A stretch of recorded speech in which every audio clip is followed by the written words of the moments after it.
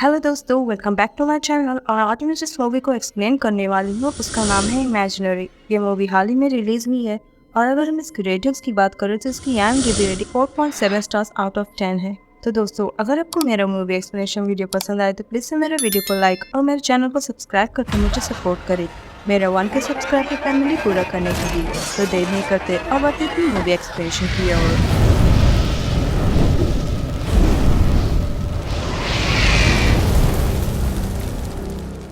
तो मूवी की शुरुआत में हम जेसिका को देखते हैं, जो कि इस मूवी की मेन कैरेक्टर है और वो उस वक्त बहुत ही ज़्यादा डरी हुई होती है और किसी एंटिटी से छुपकर भाग रही होती है जो उसकी डेड बैन के रूप में होता है। और वो तो तुरंत ही एक ईवल स्पाइडर में बदल जाता है और उस पर अटैक कर देता है। लेकिन तभी उसकी नींद खुल जाती है और हमें ही पता चलता है कि ये तो सिर्फ जेसिका का एक नाइटमेयर था जो अक्सर उसे हॉन्ट किया करता था। और ये बात उसके हस्बैंड मैक्स को भी पता होता है। जेसिका एक चिल्ड्रन बुक की ऑथर होती है और मैक्स एक म्यूजिशियन, और उन दोनों की रिसेंटली शादी हुई होती है। और अगर हम बात करें मैक्स की, तो मैक्स की ये दूसरी शादी थी और मैक्स की पहली बीवी से उसकी 2 बेटियां हैं। और शायद मैक्स के वाइफ की दिमागी हालत ठीक नहीं है और वो अपने ही बच्चों को टॉर्चर किया करती थी और शायद इसीलिए वो दोनों तब अलग हो गए थे। और जेसिका ने मैक्स से इसीलिए शादी करी थी ताकि वो उन बच्चियों का ख्याल रख सके एक अच्छी माँ की तरह। उनके घर के रेनोवेशन का काम चल रहा था, इसलिए मैक्स तब डिसाइड करता है कि वो लोग तब तक के लिए जेसिका के चाइल्डहुड होम पर जाकर रुकेंगे जहाँ पर उसका बचपन बीता था। और वो लोग तब तुरंत ही वहाँ से शिफ्ट हो जाती हैं। और वहाँ पर पहुँचने पर मैक्स की छोटी बेटी एलिस को तो वो घर बहुत ही ज़्यादा पसंद आता है और एलिस सरप्राइज्ड हो जाती है कि जेसिका ने अपने बचपन में उन सारी दीवारों पर बहुत सारी पेंटिंग्स बनाई हुई थी। और तभी एलिस कहती है कि उसे इतनी आज़ादी नहीं थी और वो तब अपने हाथ की स्कार को छुपाने लगती है। शायद उसकी माँ के टॉर्चर की निशानी थी। एलिस तो जेसिका की कंपनी को एंजॉय कर रही थी, लेकिन टेलर जेसिका को बिल्कुल भी नहीं पसंद करती थी और वो जेसिका के साथ में रूडली बिहेव किया करती थी। लेकिन जेसिका इसका बुरा बिल्कुल भी नहीं मानती थी।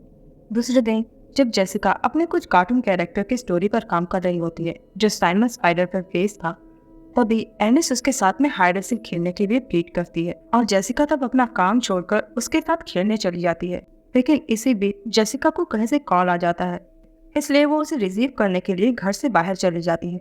लेकिन एलिस तब भी उसे घर के अंदर ही ढूंढती रहती है। और तभी एलिस घर के बेसमेंट से कुछ वॉइसेस सुनती है और वो सोचती है कि जेसिका वहीं पर छुपी हुई है, इसलिए वो तब नीचे जाती है और वहीं पर उसे दीवारों के पीछे से एक टेडी मिलता है जिसका नाम वो उसी वक्त चॉन्सी रख देती है। जिसके बाद से ही वो अकेले रहना पसंद करने लगी थी और वो किसी के साथ वक्त बिताना भी पसंद नहीं करती थी। वहीं टेलर घर के बाहर एक स्ट्रेंज लेडी को देखती है और जब वो उसे चेकआउट करने के लिए जाती है तब वो उसे मिलती ही नहीं। लेकिन उसके पड़ोस का एक लड़का जिसका नाम लियम होता है, उससे उसकी थोड़ी जान पहचान हो जाती है। रात में भी एलिस अपने टेडी बेयर के साथ ही बातें किया करती थी जो जेसिका और मैक्स भी सुनते हैं। और मैक्स तब जेसिका से बताता है कि उसने भी बचपन में एक इमेजिनरी फ्रेंड बनाया था, इसलिए शायद वही ट्रेट एलिस में भी था। और अब तो एलिस के हिसाब से चॉन्सी उसके साथ में हाइड एंड सीक भी खेलने लगा था। और हम देखते हैं कि वो तो सचमुच में उस वक्त जेसिका के बेड के नीचे आकर पड़ा था, जिससे हमें ये पता चलता है कि वो टेडी कोई मामूली टेडी नहीं है। दूसरे दिन एलिस जेसिका के पास आती है और उसे बताती है कि वो चॉन्सी के साथ स्कैवेंजर हंट गेम खेल रही है जिसके हर स्टेप को पूरा करना है। इसमें पहला स्टेप हैप्पीनेस था। तब जेसिका हैप्पीनेस के तौर पर उसे एक बॉल पर स्माइलिंग फेस बनाकर दे देती है। और उसी रात जेसिका एलिस को अपने कमरे में किसी से बातें करते हुए सुनती है। और इस वक्त तो वो चॉन्सी नहीं होता, बल्कि वो तो सैमंथा होती है, उनकी असली माँ, जो जेसिका को देखते ही उस पर अटैक कर देती है और कहती है कि इस घर में कुछ है और वो अपने बेटियों को प्रोटेक्ट करने के लिए आई है। और जब इस बारे में मैक्स को पता चलता है तब टेलर उसे अपोलोजाइज करती है कि उसने ही सैमंथा को टेक्स्ट किया था क्योंकि उसे लग रहा था कि अब वो ठीक हो गई है। और इसके बाद जब जेसिका एलिस के कमरे में आती है तब एलिस उसे बताती है कि चॉन्सी ने उसे प्रॉमिस किया है कि वो उसके हाथ का वो स्कार हमेशा के लिए मिटा देगा। लेकिन जेसिका दिखाती है कि उसके हाथ में भी एक स्कार है, लेकिन इससे उसे कोई फर्क नहीं पड़ता और ना ही उसे पड़ना चाहिए। और धीरे धीरे हम देखते हैं कि एलिस तो चॉन्सी की वॉइस को भी मिमिक करने लगी थी और उनका बॉन्ड अब कुछ ज़्यादा ही स्ट्रांग हो गया था। दूसरे दिन मैक्स अपने काम के सिलसिले में कहीं दूर जा रहा होता है और अब दोनों बच्चियों की जिम्मेदारी जेसिका पर थी। और तभी उसी वक्त जेसिका को एक ग्लोरिया नाम की लेडी मिल जाती है जो उसे की बेबी सीटर थी। और वो तब जेसिका के साथ उसके चाइल्डहुड मेमोरीज शेयर करती है कि जेसिका ने भी बचपन में एक इमेजिनरी फ्रेंड बनाया था। लेकिन इसके बारे में जेसिका को कुछ भी याद नहीं होता क्योंकि वो सिर्फ 5 साल की थी। लेकिन इससे पहले कि वो आगे उसे कुछ और बता पाती, एलिस और टेलर उसे लंच के लिए इंतजाम करने के लिए बुलाने लगती हैं और उनकी बातें तब अधूरी ही रह जाती है। और लंच के बाद जेसिका अपने मेंटली इल फादर पेन से मिलने जाती है, टेलर से बताकर, लेकिन उसकी डैड उसे नहीं पहचानते और कुछ अनाप शनाप बातें कर रहे होते हैं। और घर पर हम देखते हैं कि जेसिका की गैर मौजूदगी में एलिस अपने स्कैवेंजर हंट गेम के अगले स्टेप को पूरा कर रही थी और अगले स्टेप के लिए उसे जार में बग्स इकट्ठा करने थे, जो काफ़ी ज़्यादा क्रीपी स्टेप था, जिसके बारे में एलिस टेलर से बताती है कि चॉन्सी ने उसे प्रॉमिस किया है कि जैसे ही वो चॉन्सी के गेम के सारे स्टेप को कंप्लीट कर डालेगी तो चॉन्सी उसे अपने साथ में टूर पर लेकर जाएगा जहाँ से वो आया है, जो काफ़ी ज़्यादा डरावनी बातें थी। लेकिन टेलर उस पर गौर ही नहीं करती क्योंकि उसका दिल तो मचल रहा था लियाम के साथ टाइम स्पेंड करने के लिए। लेकिन एलिस को लियाम का घर में आना पसंद नहीं था। लियाम तो एलिस की हरकतों को देखकर उसे साइको कहकर बुलाता है और घर में आने के बाद वो एक जगह पर बैठता ही नहीं और वो टेलर को कुछ नशीली पिल्स भी लेने के लिए बोलता है, लेकिन टेलर उस वक्त टीवी देखना ही प्रेफर करती है। लियाम हद से ज़्यादा शरारती था, इसलिए वो ड्रिंक करने के चक्कर में वाइन की बोतल्स गिराकर फोड़ डालता है और जब वो उसे साफ करने के लिए वॉशरूम में जाता है टॉवल लाने के लिए, चॉन्सी उसे तरह तरह से हॉन्ट करने लगता है। और जैसे ही चॉन्सी अपना रूप बदलकर एक डरावना बैल के रूप में आता है, उसकी डर की मारे जान हलक में अटक जाती है। उसी वक्त जेसिका वहां पर आकर पहुंच जाती है और जेसिका तब लियाम की मां को बुलाकर उनसे उनके बेटे की करतूतों को बताती है कि लियाम उसकी 15 साल की बेटी को ड्रग्स दे रहा है। लेकिन लियाम की मां तब कहती है कि ये तो उसकी एलर्जी मेडिसिन है। लेकिन इसके बाद भी जेसिका टेलर पर बहुत ही ज्यादा गुस्सा करती है इस गलती के लिए। पर जाकर वो देखती है कि एलिस ने उसकी पेंटिंग को खराब कर दिया है क्योंकि शायद ये उसे चॉन्सी ने करने के लिए कहा होगा। और वो एलिस को जब समझाने के लिए जाती है तब वहाँ पर सिर्फ चॉन्सी होता है जो कुछ मूवमेंट्स कर रहा था जैसे वहाँ पर कोई इंसान हो। और जेसिका तब देखती है कि एलिस नीचे थी और वो शायद तब अपने आप को किल से हर्ट करने की कोशिश कर रही थी। लेकिन सही समय पर जेसिका वहाँ पर आकर पहुँच जाती है और उसे बचा लेती है। और ये भी गेम का एक हिस्सा ही था। और इस इंसिडेंट के बाद से जेसिका बहुत ज़्यादा घबरा जाती है एलिस के लिए, इसलिए वो एक चाइल्ड साइकोलॉजिस्ट को बुला लेती है एलिस के हाल को जानने के लिए कि आखिर उसके साथ में क्या दिक्कत है। और एलिस अब डॉक्टर के सामने चॉन्सी के सारे राज उगलने लगती है कि चॉन्सी हमेशा भूखा ही रहता है। और डॉक्टर जब एलिस को चॉन्सी से बात करने के लिए बोलती है तब चॉन्सी एलिस के मन में जेसिका के खिलाफ जहर भरता है कि वो बहुत ही बुरी औरत है। लेकिन एलिस को ये सुनकर अच्छा नहीं लगता, इसलिए वो उसे धमकी देने लगता है कि अगर उसने उसकी बात नहीं सुनी तो ठीक नहीं होगा और वो किसी को भी हर्ट कर सकता है जो उनके बीच में आएगा। तब एलिस चॉन्सी के किए गए रिमार्क्स से बिल्कुल डर जाती है और रोने लगती है और वहाँ से सीधा भाग निकलती है। और तब जेसिका टेलर को एलिस का ध्यान रखने के लिए बोलती है क्योंकि डॉक्टर उससे पर्सनली कुछ बातें करना चाहती थी। तब डॉक्टर जेसिका से बताती है कि एलिस बार बार एक ही फ्रेज को रिपीट कर रही थी, नेवर एवर, और एलिस ही चॉन्सी की आवाज़ में बात कर रही थी। और ये इंसिडेंट डॉक्टर को उसकी एक और चाइल्ड पेशेंट की याद दिलाती है जिसका एक इमेजिनरी फ्रेंड था। और उस सेशन के एक हफ्ते बाद से ही वो बच्चा हमेशा के लिए गायब हो गया। जेसिका सोचती है कि चॉन्सी सारे फसाद की जड़ है, इसलिए वो उसे खत्म करने के लिए जाती है, लेकिन डॉक्टर उसे रोक लेती है। और तभी जेसिका के सामने एक शॉकिंग ट्रूथ रिवील होता है जब डॉक्टर उसे एलिस के सेशन के कैम फुटेज को उसे दिखाती है जिसमें वो एलिस को हर जगह अकेली ही पाती है और उसके पास तो कोई टेडी जैसा चीज़ था ही नहीं और ये तो सिर्फ उसका इमेजिनेशन था।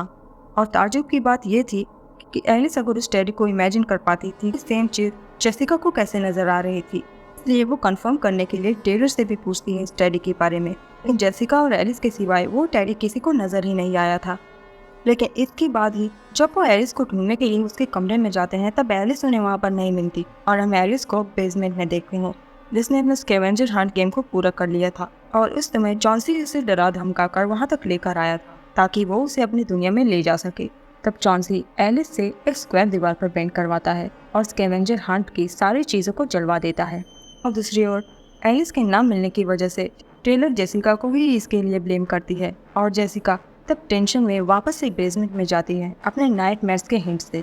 और वो ये डिस्कवर करती है कि जो इमेजिनरी फ्रेंड एलिस का था वही उसका भी हुआ करता था बचपन में। और वो तब अपने बचपन की पेंटिंग्स और मेमोरीज से उस बुद्धि को सुलझाने की कोशिश करती है क्योंकि उसे पूरी तरह से अपने बचपन की बातें याद नहीं थी। और दूसरी ओर टेलर को वापस से ग्लोरिया मिल जाती है जो उसे अपने घर लेकर जाती है उससे जेसिका के बचपन के बारे में बताने के लिए, जहाँ पर वो टेलर से बताती है कि जेसिका भी बचपन में एक ट्रिप पर जाने की बातें किया करती थी और उसने एक दरवाज़ा भी बनाकर खोला था जो उसे लगता था कि यह सिर्फ जेसिका की कल्पना है। लेकिन जब वो एलिस की तरह गायब हो गई, तब ग्लोरिया ने उसके पीछे की सच्चाई जानने के लिए उसे अपने जीवन का हिस्सा बना लिया।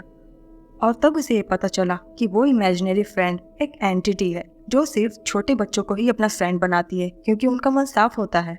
और ये एंटिटीज उन्हीं बच्चे को अपना शिकार बनाते हैं जो अकेले होते हैं, जैसे जेसिका ने अपने माँ को बचपन में ही खो दिया था और एलिस के साथ भी वही हुआ था, और वो दोनों ही अकेली थी। लेकिन अगर वो बच्चा किसी कारणवश उनसे दूर होने लगता है, तब वो एंटिटी ये बर्दाश्त नहीं कर पाते कि वो बच्चा उसे इमेजिन करना कैसे भूल सकता है। और जेसिका जब उससे दूर हो गई, वो वहाँ से गया नहीं, बल्कि उसने उसके आने का इंतज़ार किया। और क्योंकि एलिस भी उसी की जैसी है, उसने एलिस को अपने साथ ले जाने की ठान ली। और इसके बाद वो तीनों इकट्ठा हो जाते हैं, क्योंकि अब टेलर को भी सारा मामला समझ आ गया था, और तीनों जुट जाती हैं एलिस को वापस लाने के लिए। जेसिका तब इसके लिए स्कैवेंजर हंट गेम के सारे स्टेप्स पूरे करती है एलिस की ही तरह, और सब बेसमेंट में जाते हैं उसी जगह पर। और जेसिका तब उस गेम के लास्ट स्टेप को पूरा करती है, खुद को हर्ट करके। लेकिन तब भी दरवाज़ा नहीं खुलता, क्योंकि शायद उस एंटिटी को इससे भी ज़्यादा बड़ा पेन चाहिए था। और क्योंकि जेसिका की दुनिया में सिर्फ एलिस और टेलर ही उसकी जान थी, जेसिका तब टेलर को भला बुरा बोलकर उसे हर्ट करती है, और ये चीज़ तब काम भी कर जाती है, और स्कैवेंजर हंट की सारी चीज़ें जल जाती है, और दूसरी दुनिया का दरवाज़ा खुल जाता है, जो बिल्कुल भूल भुलैया जैसा था, डिम लाइट्स के साथ। और एलिस को वहाँ पर ढूंढ पाना लगभग नामुमकिन था। लेकिन ग्लोरिया वहाँ पर एलिस को ढूंढने के लिए नहीं आई थी, वो तो सिर्फ अपने स्वार्थ के लिए आई थी, क्योंकि उसने अपनी पूरी ज़िंदगी उस चीज़ को प्रूव करने में लगा दी थी। इसलिए वो बहुत ही ज़्यादा खुश थी उस वक्त। लेकिन तभी जेसिका वहाँ पर अपने स्पाइडर साइमन की पेंटिंग को देखती है।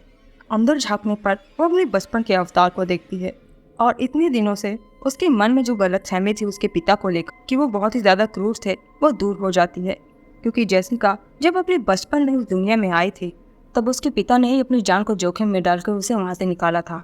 लेकिन इसी दौरान उस एंटिटी की आंखों में देखने की वजह से वो हमेशा के लिए पागल हो गए, जिसके बाद ही जेसिका को उसके ग्रैंड पेरेंट्स के पास भेज दिया गया। ये सब कुछ देखने के बाद पागल ग्लोरिया सबको हमेशा के लिए वहीं पर ट्रैप करने के लिए एस्केप रूट को बंद कर देती है, और कहती है कि चॉन्सी ने उसे ये करने के लिए कहा है, क्योंकि वो वहीं पर रहना चाहती थी। लेकिन इससे पहले कि वो कुछ और बोल पाती, चॉन्सी उसे उठा ले जाता है और उसका काम तमाम कर देता है। जिसके बाद चॉन्सी टेलर को भी भ्रमित करने की कोशिश करता है और उसे ट्रैप कर लेता है कमरे में मारने के लिए। लेकिन जेसिका उसे सही समय पर बचा लेती है, और तभी एक कमरे में उन्हें एलिस मिल जाती है, जो अपने सपनों की दुनिया में खुश होती है, क्योंकि उसके पास वो सब कुछ था जो उसे चाहिए था। टेलर, जेसिका, उसकी माँ सैमंथा भी, और सैमंथा भी उन्हें वहीं पर रुकने के लिए इंसिस्ट करती है, क्योंकि वो लोग वहाँ से भाग नहीं सकते थे, क्योंकि एस्केप रूट तो क्लोज हो चुका था। तब जेसिका अपना दिमाग चलाती है और सोचती है कि यह दुनिया तो इमेजिनेशन की दुनिया है, और यहाँ पर क्रिएटिविटी रियलिटी में बदल जाती है।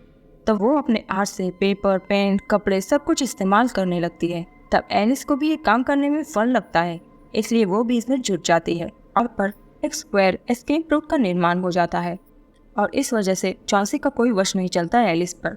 लेकिन जैसे ही वो सब वहाँ से निकलने की कोशिश करते हैं, चॉन्सी जो सैमंथा के रूप में वहाँ पर था, वो उन्हें वहाँ से जाने नहीं देना चाहता था, और वो तुरंत ही अपने मॉन्स्टर अवतार में आ जाता है। लेकिन जेसिका तब किसी तरह चॉन्सी की आंखों में सीजर स्टेप करके उसे घायल कर देती है, और एलिस और टेलर को वहाँ से निकाल देती है, और उसकी भी जान बच जाती है।